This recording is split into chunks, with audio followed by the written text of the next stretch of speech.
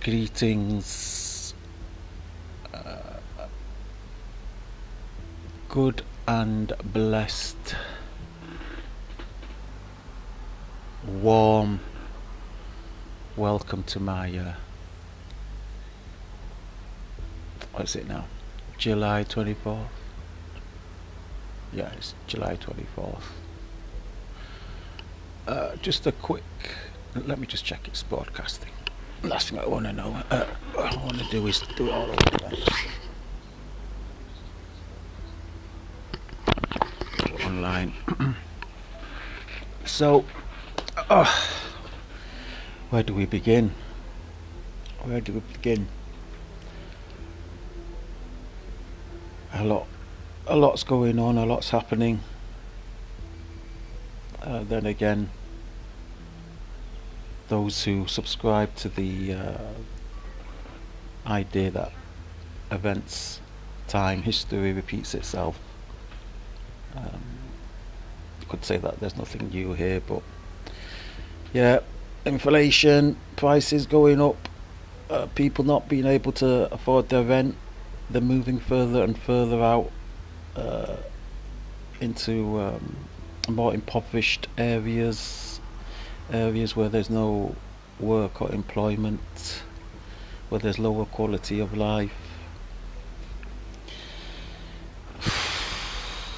which means that those areas, their prices are going up. I bought a packet of crisps for £2.50.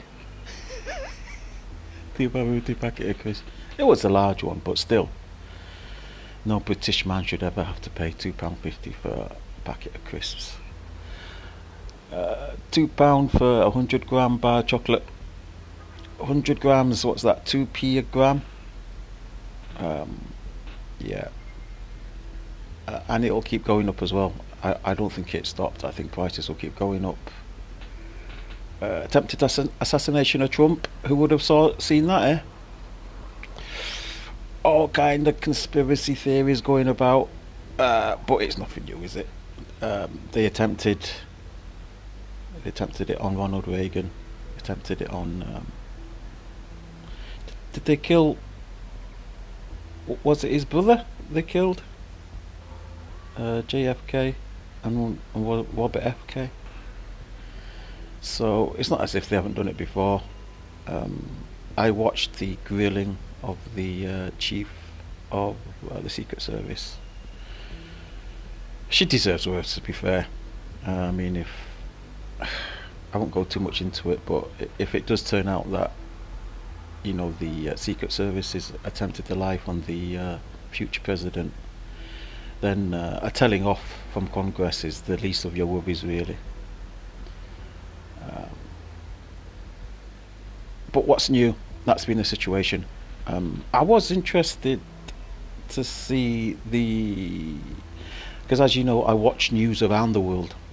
In that, I'm not watching for what's going on around the world. I watch broadcasts from Russia, from China, some from Africa, and it's interesting to see how they perceive it. And they do not have the level, in my opinion. Other countries do not have the level of propaganda as we do. Like, for example, the BBC. They'll only tell you a certain side of it. Like, for example, CNN, they said Trump fell. He fell over and he's recovering. Ridiculous stuff like that. But when I'm watching other countries report on the situation, they do report it with. I guess why would they put a spin on it, really? But anyway, that was one thing I wanted to talk about. But before I get into all that, I totally forgot. We need to get into the mood, don't we? Bit of mood music. Right. So I was listening to my last podcast, my last live stream, and actually the college microphone was better than the TikTok microphone. So I'll stick with the college microphone. Yeah, for some reason, while it's broadcasting, the TikTok microphone appears to have a better sound quality. But when I'm listening it back on YouTube, The college microphone is better. All right. So, oh, here's one I've been practicing only for the past couple. Again, honestly, these are not long-term songs I've had. Been well versed in. This is my cover of a very old Scottish Celtic song. I sent Messenger the original Celtic words, but they've translated it. I think both versions are still good. Okay, let's hope I don't screw it up. Because if it takes me a few goes, then I don't mind. I think it goes somewhere.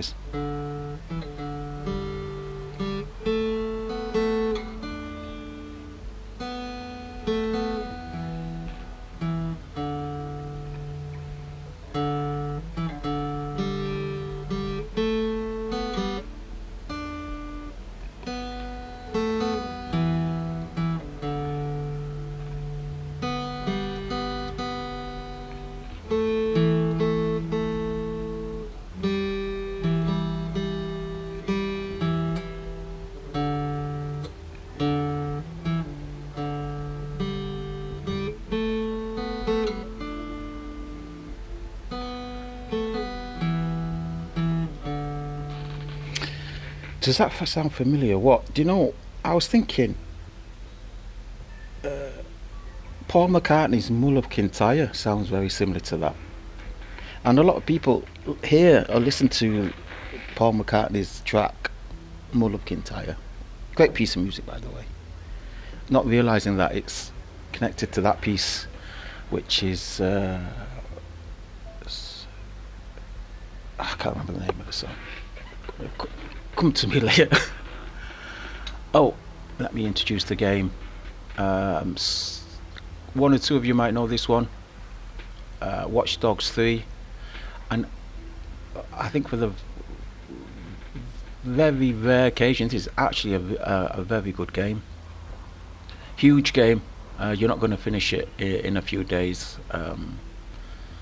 It was highly anticipated. It's the third in the Watchdog series. Should be the best. It was certainly the biggest. Watchdog 2 was great. Watchdog 1 was great. Ubisoft have done really well on this one. Open world game. You're part of a resistance set in the future, which is why I think it is relevant. Where a dystopian regime has set up on, in this case, London. They set up checkpoints, private security, huge government. People's lives are thoroughly controlled, monitored. Travel is everything is monitored. I think there's a bit more comedy to this one. The caricature of the London Cockney is very funny, actually. I do think it's quite funny, some of the pokes they have at the British. And also it's quite nice to see some landmarks that I do recognise from the few times I have been to London. Great multiplayer as well. But yeah, first of all, before I forget, ode to Spetsnaz, passed away, or was killed apparently by a car accident, some accident involving in the road. So yeah, we'll remember him for the best of his works. One of the few that was there, that have been there since the early years, and one of the very few that didn't outwardly appear, at least, to have succumbed to hateful ideology or the careerist shillings of selling his principles for a few dollars or for a few more subscribers. So we shall remember Comrade Spetsnaz. I was looking up Spetsnaz, and it's one of the Russian elite army units, similar to the SAS or the Green Beret. But he didn't appear to me at least, Spetsnaz didn't appear to me to have any Russian relations or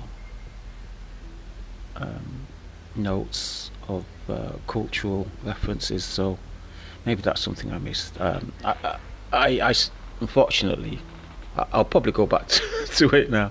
Fortunately, I've not heard most of his new stuff.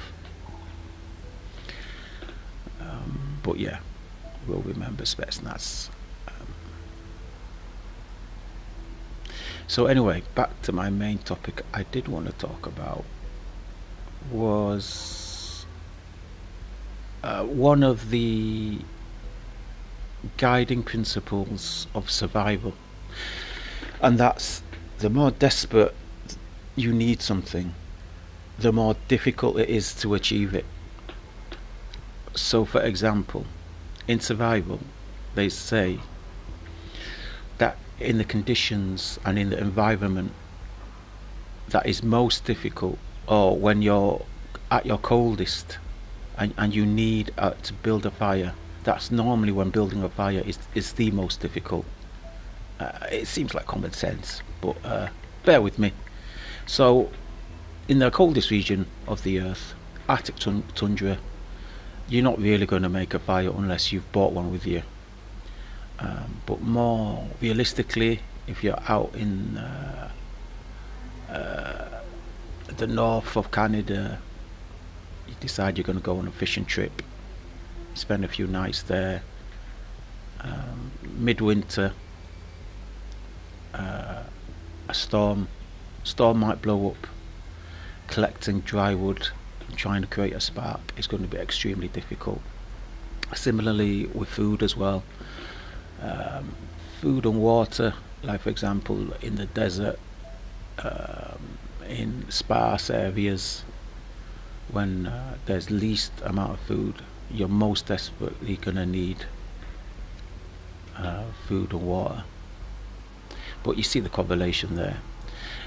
But that made me think about our situation, about our society. Just give me a sec.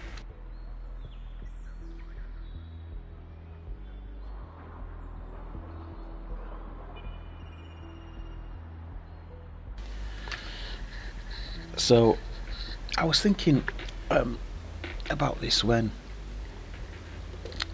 RT is Russian television. It's just like BBC. RT is state sponsored by Russia. It's a Russian news outlet. I occasionally watch it. It's not as good as it used to be. It was really good back when I'm going to forget all their names now. I think Chris Hedges was on there, George Galloway was on there, Max Kaiser was on there. George Galloway, Chris Hedges, Max Kaiser were... who else? Abby something, fantastic journalist. And they would regularly feature Julian Assange stuff, but again, it just goes to show you, if you don't have the people, you just don't have the quality. As soon as they lost more and more people to various reasons, some quit, some were sacked, some were pressured by other organisations for reasons we won't go into. But yeah, it's not as good as it used to be. But sorry, I've sidetracked there. So Artie had this documentary about the slums or the ghettos of the USA, and they're not too dissimilar to the slums and ghettos of London, really. I mean, men, women, old, young, stuck in poverty, very violent, harsh, cold so social setting. And obviously, Artie was showing us the extreme. There was his father. He was remembering his son. His son was shot by. I know. Hopefully, we won't go into the racial.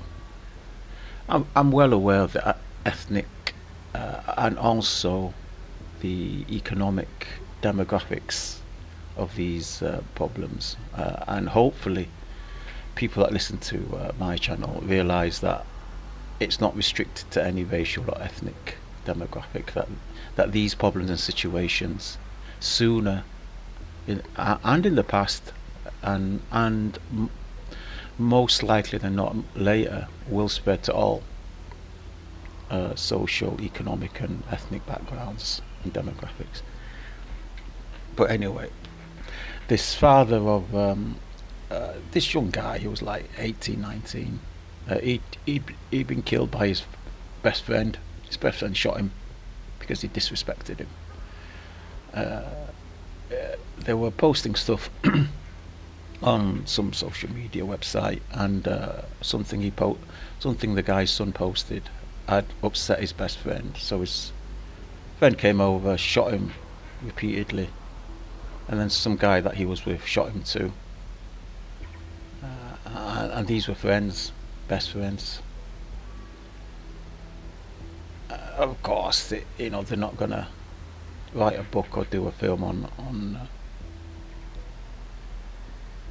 on these deaths. Um, these are not high-ranking, rich, influential people. This is not a story that's uncommon either. Uh, and I could see other areas, Philadelphia, the parts of New York, all over the US. I could name the British areas as well. The UK's got like slums in Manchester, uh, a lot of them in London. Same problems: poverty, ignorance, hatred, a climate of hubris, anger. People are ready to kill anyone and everyone. And I was thinking, uh,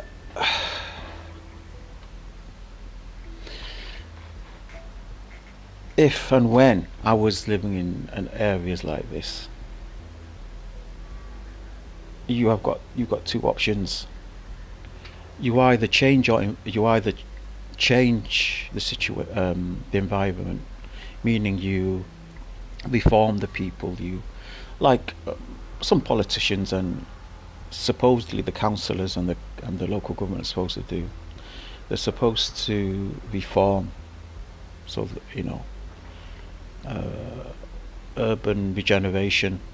Um, they set up programs, law enforcement.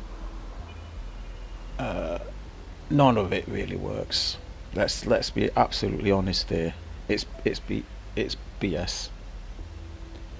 A lot of talk, a lot of political correctness, but the people on the ground will tell you that those on top really don't care. They just want to contain the situation. So your first option of changing the environment is, let's put it this way: you as a man by yourself, don't be silly. You're not uh, commando. Uh, Kids these days don't know what that is. You're not Rambo. They won't know that either. You're not the guy from Mission Impossible. You're not gonna teach 100,000 people to love each other, to have family get-togethers, and go on Morris dancing weekends.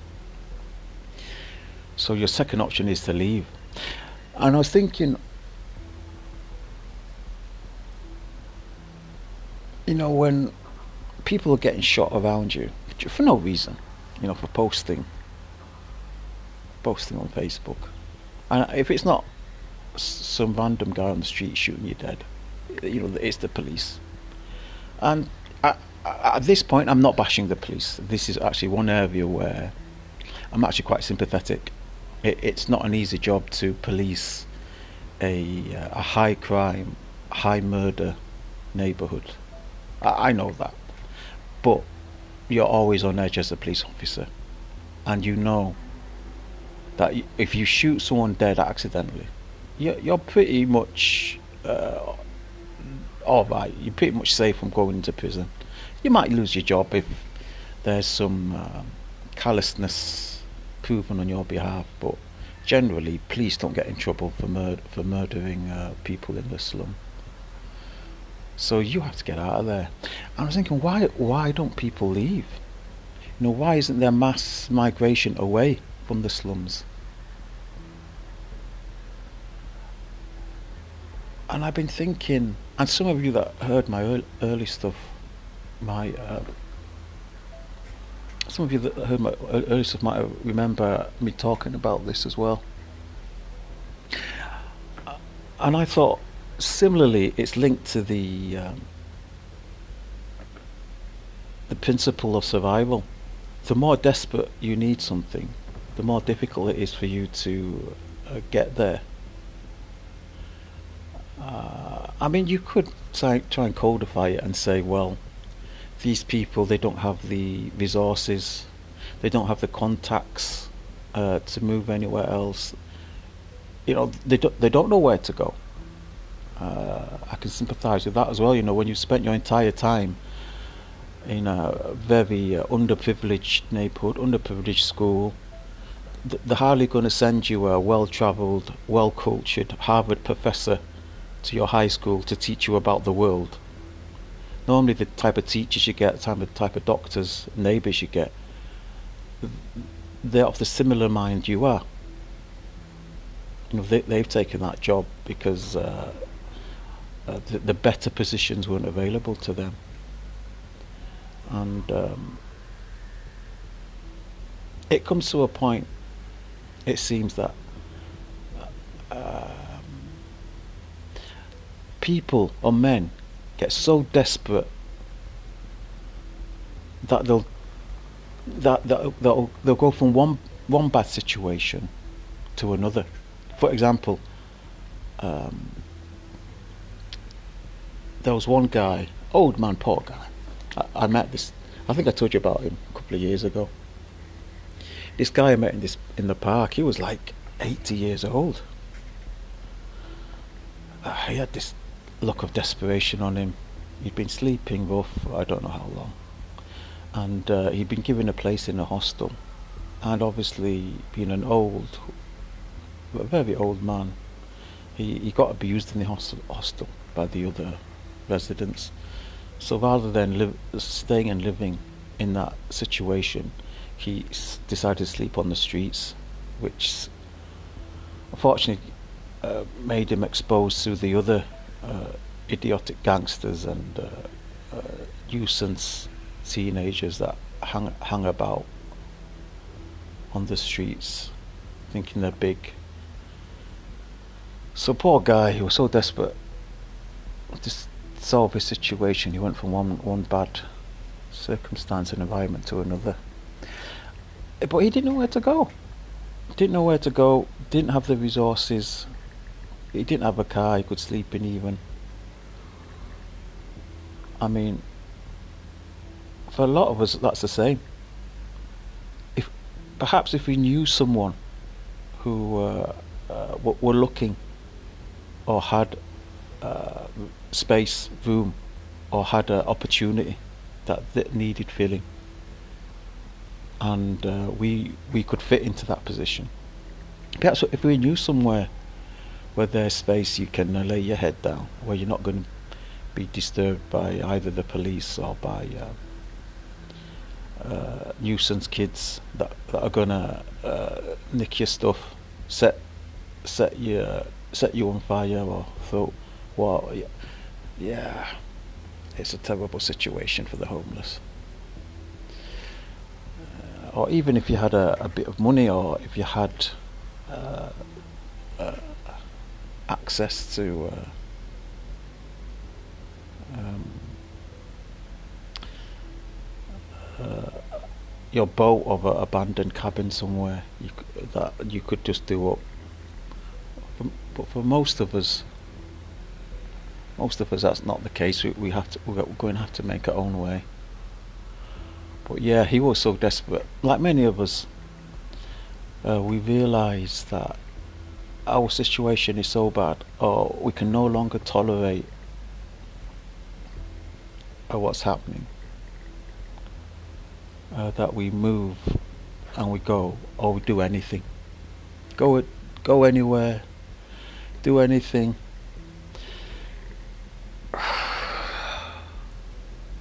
And I was thinking, that's similar with relationships. That's very similar with relationships. Some men stay in relationships that are so unhealthy, that are so detrimental and damaging, that they just can't take it anymore. So they just leave. Just leave, or they act so desperately that uh, they push he pushes his spouse away, or his partner, and I think maybe that triggers her to start abusing him as well, if she's not already, and so the spiral continues. But my point is, you really need to assess your situation. I know I'm repeating myself here.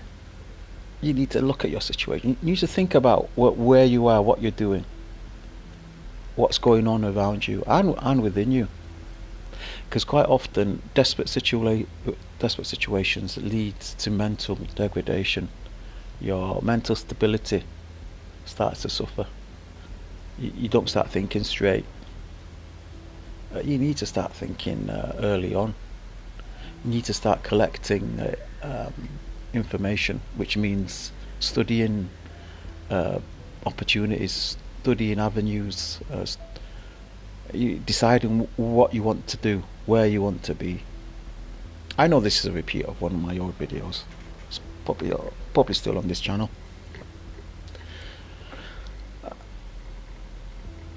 And you need to assess how you're going to get there, what you need to get there.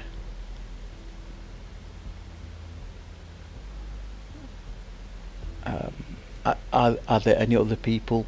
Are there any other men that uh, went through the same process?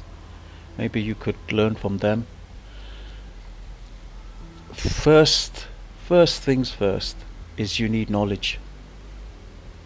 You need to collect the resource of information, and then you need to start collecting your tools and skills. Sometimes it's formal training. For those of you that want to go off grid, you definitely need to learn about engines and uh, maintenance, electric circuitry. Solar panel has jumped leaps and bounds recently. It's becoming more and more feasible and more sustainable to live off grid now. Learning those type of skills, and also obviously learning about um, the nutritional, medicinal properties of the plants in your area. These are all fantastic skills and bits of knowledge that's going to be worth their weight in gold, um, whether you choose to use them or not. Um,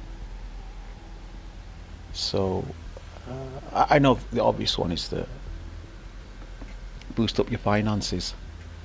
or have passive income. That's always a buzzword, isn't it? Passive income. But it's not as simple as that.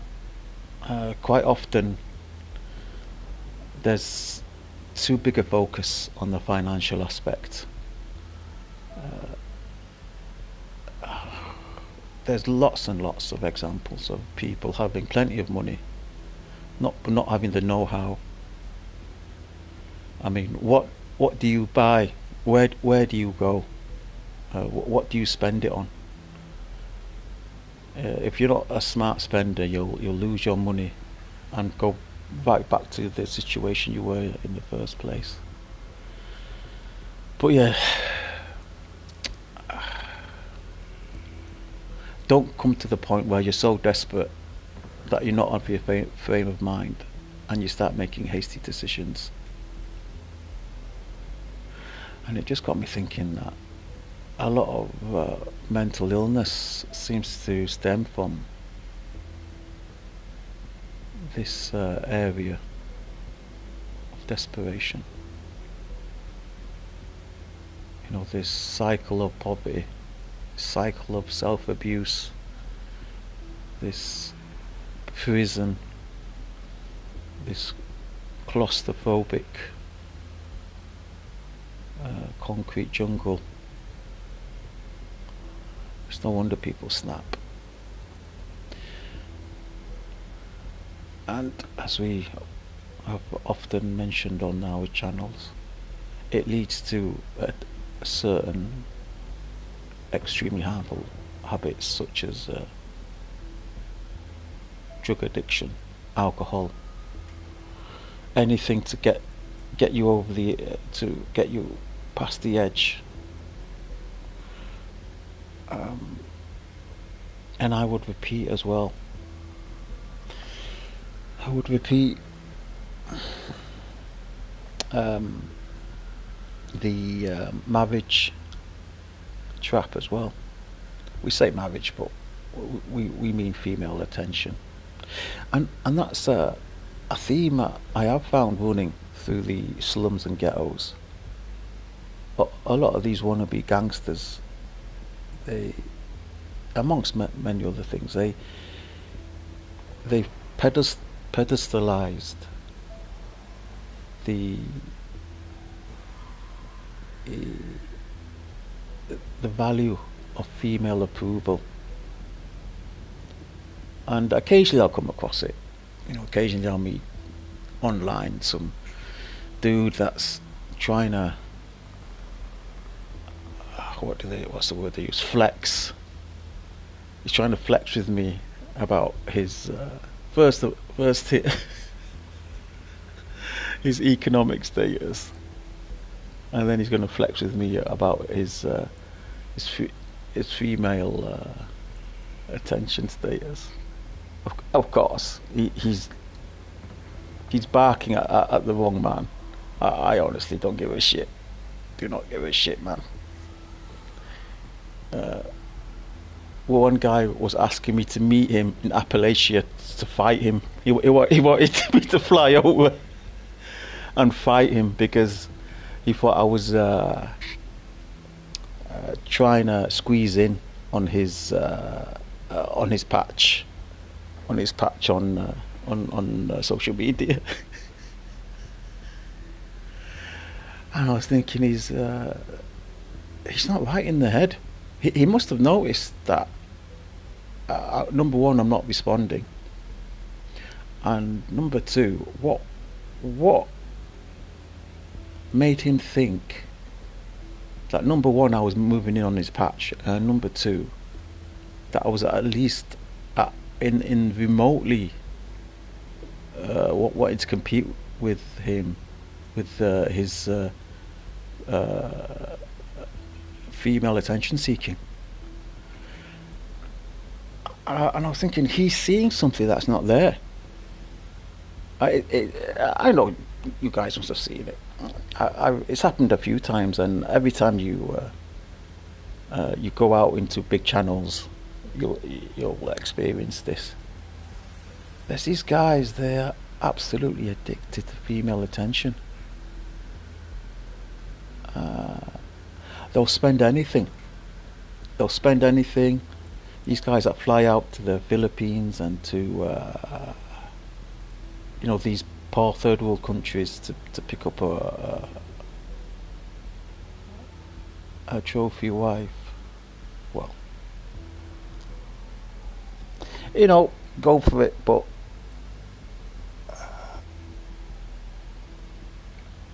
me personally, I think it's a type of insanity.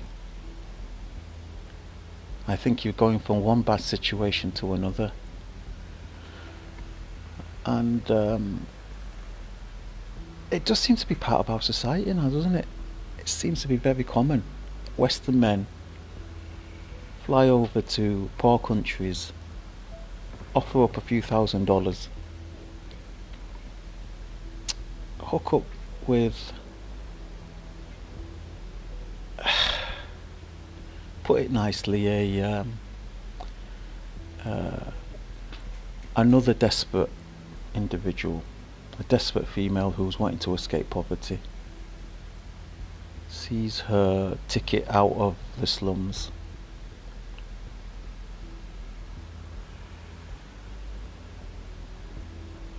I don't know, it's a type of insanity, I think. These guys, they see enemies everywhere. They're addicted to their bad habits.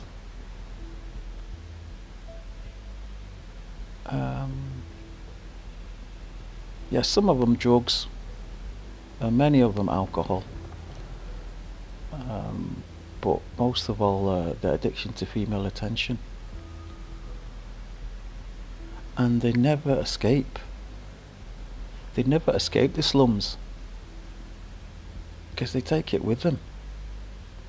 This gangster mentality that it's you versus the world. You need to get a one-up on all the other men. You need to get all the bitches. You need to get. You need to get as much money as you can. They take the slum with them.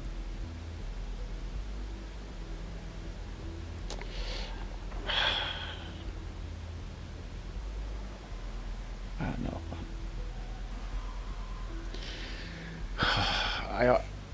I don't know. I hope I never get to that point of insanity. It's just so. It's really disturbing to see. Really disturbing, especially when you're walking through these areas. You see these guys eyeing you up like a dog eyeing up another dog that's encroaching upon their territory.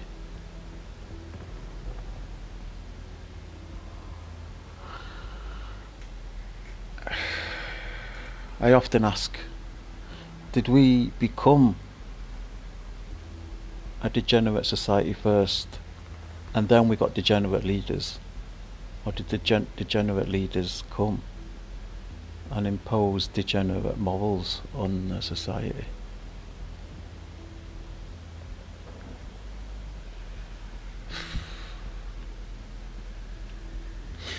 It just seems to be spreading further and further out.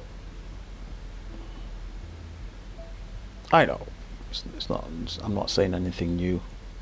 For a lot of you, this is all quite obvious. The slums are getting larger and larger, and as Hedges say, in the words of Chris Hedges, and I quote, the middle white working class move further and further out into the rural areas.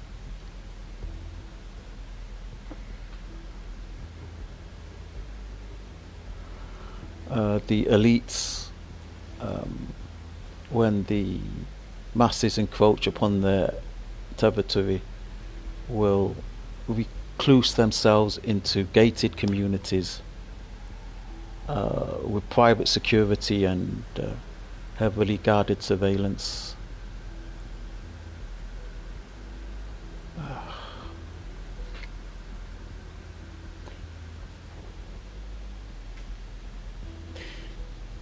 I would say, in a more realistic perspective, I would say, um, I think the world will head to a, a varied future. I think there will be pockets of dystopia like this, where the poor and the rich. I know that I know there's some areas. It's not just the West as well. Not just the West. I know areas of the what's becoming more commonly known as the global South. They also have uh, cities, towns where the rich and the poor are separated by very closely guarded security, police, surveillance, check checkpoints, even. And there'll be areas that are free as well. There'll be areas where hardly anybody lives there. Areas where there's not even any electricity. There's not even any sewage, drainage. I think these are the areas we need to start investigating, and that's why you need to level up. You need to start learning about how to maintain a diesel engine, how to dismantle uh, a combustion engine, learn about the new electric motors, learn about the best way to set up 24 volt 40-watt solar panel electrical system. Need to learn about your own water purification, uh, your own methods of hygiene, and yet how to source medicine and food. But also, what tools as well you could, what actual tools, what physical tools you could purchase. Yeah, some really good RVs now. More and more people are looking towards mobile tiny homes. I know tiny homes was a big thing a few years ago, but it seems with the chaotic political, increasingly militaristic future, being able to move your tiny home would be a big advantage. Um, I, s- I saw Ford's new RV is really nice, but the Chinese, I think it's BYD. Uh, the, the the Chinese have got some great mobile homes as well. Um, Fully compatible electrical solar system. You know, where you could just plug in your current um, electrical appliances, so no need to change the plugs or to adapt your equipment. So fully uh, integral with the 110 volt system or the 240 as in the UK. A An adaptable sewage or grey water and black water system. Uh, Huge water tank. Nice heating system, which you can alternate, switch between using the engine's heating or your electrically heated appliances. Uh, so great stuff. Um, Starlink internet, um, double beds, washing machine, and shower. I think washing machine is the main one. It's always overlooked. I mean, you got to wash your clothes and your sheets, haven't you? There's no point having a nice cold bath, or even these days a nice hot shower, and then putting on your dirty clothes again.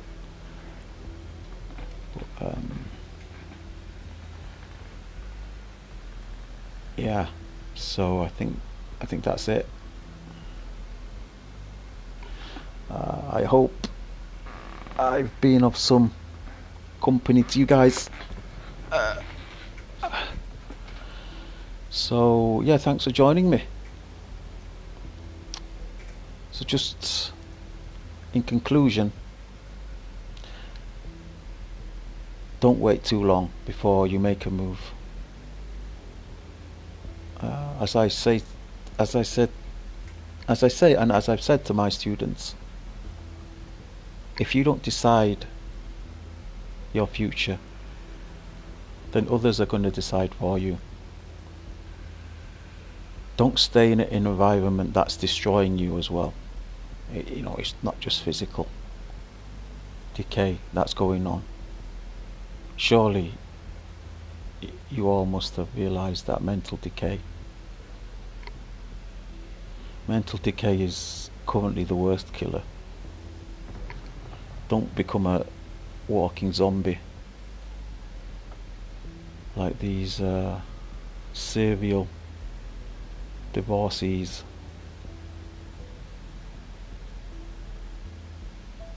Don't waste your money.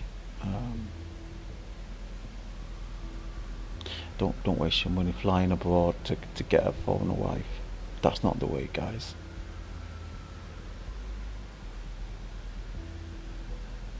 That's not the way. Right, you guys have a nice week. I hope to speak to you sooner rather than later. Sorry, I know a good podcast is scheduled regularly, weekly, or fortnightly, so people know when to expect, when to tune in. Sorry, mine's isn't like that. It's just things that I have on my mind, and I know I've said this before, but it's more. It's just as much for me, really, that I speak about these things. I know I really should call up an old friend, have a chit chat, about certain events, but quite often it can sound like you're complaining, and I don't like that. I don't like to sound like I'm a burden on anybody. But quite often, vocalizing these concerns does help you to cognitively process it. So, if you're finding my live cast a bit random, this is why. Um, I didn't actually think I'd be making content again on YouTube. After the Shining channel went, I was quite ready to be a passive consumer. Yeah, it was really whiskey stills and MA, misanthropic altruist. They sent in their complaints. You know, don't let it be said that Shining Light does not respond to complaints. But no, it's my pleasure, my privilege to share some of my thoughts with you. But yeah, on a lighter note, if you guys are on the PlayStation Network, no, with cross-platform now, you can play. You can play Rainbow Six Extraction. I do play that. World War Z. I think this is cross-platform as well. I think Division is only cross-platform between PC and other consoles, so Xbox cannot play with PlayStation. But yeah, if you guys are on Um, my account name is up there, Shinobi391. If you want to add me, go ahead. Uh, we can we can hang out online, play a few games. Um, yeah, but the main ones I can think of is Rainbow Six Extraction, which is an excellent game, and um, World War Z, another excellent game, and Division One, um, really nice games to share with friends. I don't know, maybe Element will join us again. So that's it from me for today. I'm gonna make uh, a milky tea. A milky tea. That's what they say in the East, isn't it? They don't say black tea. They don't know what black tea is. But we in the West, we say green tea to refer to, that loose leaf, jasmine, stuff you have at the Chinese restaurants. And then stuff you have in the tea bags like Tetleys and PG Tips, which is disgusting. Don't buy PG Chips, get Yorkshire tea every time. And we call that black tea. But over in the East, they call that milk tea. Because we normally have that with milk. I don't know what all the fuss is about with bubble tea. I didn't think it was all that.